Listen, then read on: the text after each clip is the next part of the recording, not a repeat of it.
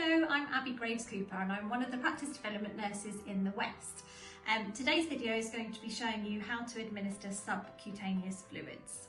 Subcut fluids are effective as IV fluids for mild to moderate dehydration and is often something used in end-of-life care. So appropriate patients that we would see in the community would be those living at home with a family member or a living carer, those who are in a residential care home, and those that are in intermediate care units. The indications for the use of subcut fluids would be patients who are unable to take adequate fluids orally, those with acute illnesses such as mild infections or vomiting and diarrhoea, those with mild to moderate dehydration, which is usually indicated by ureal electrolyte imbalances or where oral or IV methods of rehydration are not suitable, and lastly palliative patients requiring clinically assisted hydration following a thorough MDT. So patients that we wouldn't consider for subcutaneous fluids in the community are those under the age of 18, patients that require subcutaneous fluids overnight, and those that live alone with no carers, and lastly patients nearing the end of life where there is no clinical rationale or benefit to the patient. So now we're ready to start administering the subcutaneous fluid. The first thing that we would advise that you do is obviously explain to the patient the procedure that you're going to carry out and that you've gained consent and that you've also considered capacity in your thorough holistic assessment beforehand. We would then look at the prescription chart, so you will have a community prescription chart sent that will be signed clearly indicating exactly what subcutaneous fluids we're giving and over what period of time. The equipment that you're going to need to set up the subcutaneous fluid is some alcohol gel, an alcohol swab, a sterile dressing pack, a giving set, and on the back of the giving set it will tell you the drip rate where I popped the arrow there, so this is 20.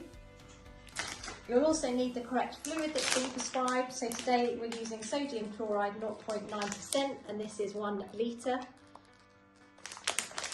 You'll need the safety intimer, which most of you will be familiar with because it's what we use for the syringe drivers, and you'll need a dressing to apply afterwards. So once you've washed your hands or used alcohol gel, you've got your sterile dressing field ready, we can now put the equipment that we need onto that. So we're going to obviously check that this is in date. So this is your giving set.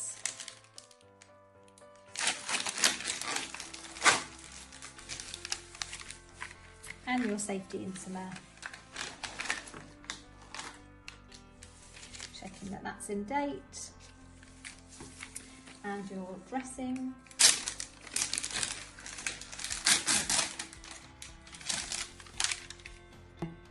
So now we're going to consider where the most appropriate place would be to site the safety intimer, similar to where we would go with the syringe driver.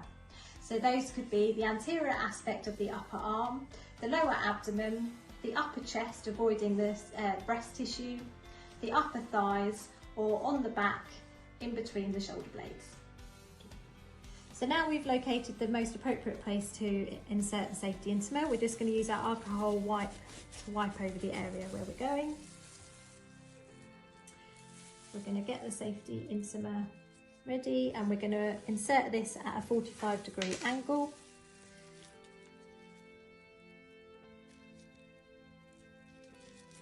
And we're just going to release the needle from the safety intimer and dispose of that into the sharps box.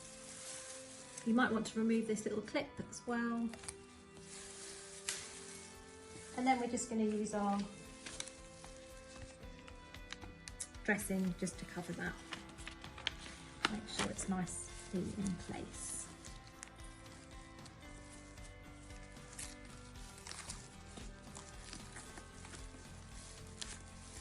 So now you've got your fluid in your giving set, you're ready to pop it in. So you put the spike in the end, pierce the end. Make sure the roller clamp is fully down and that you've got some fluid in the chamber.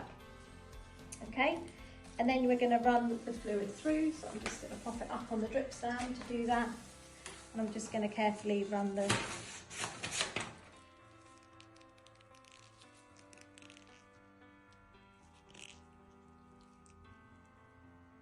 fluid through.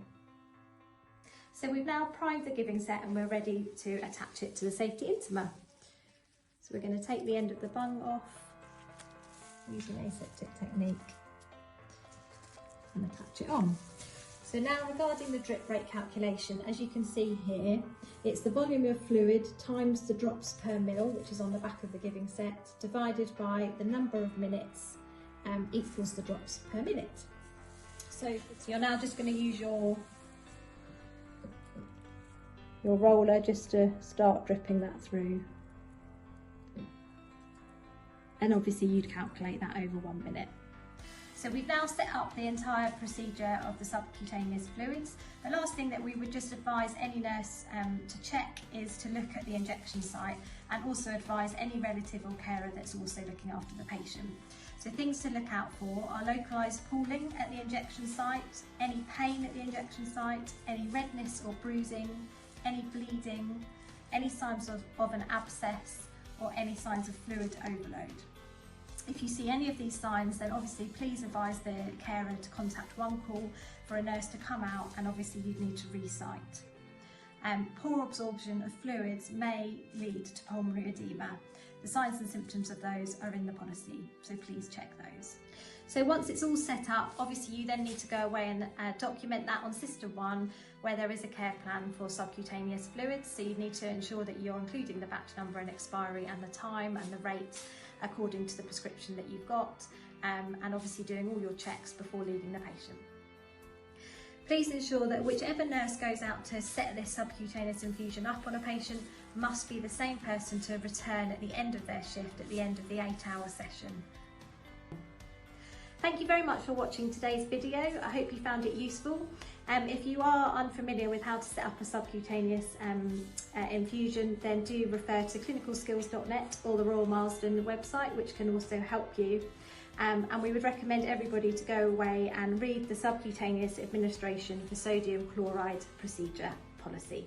Thank you. Bye-bye.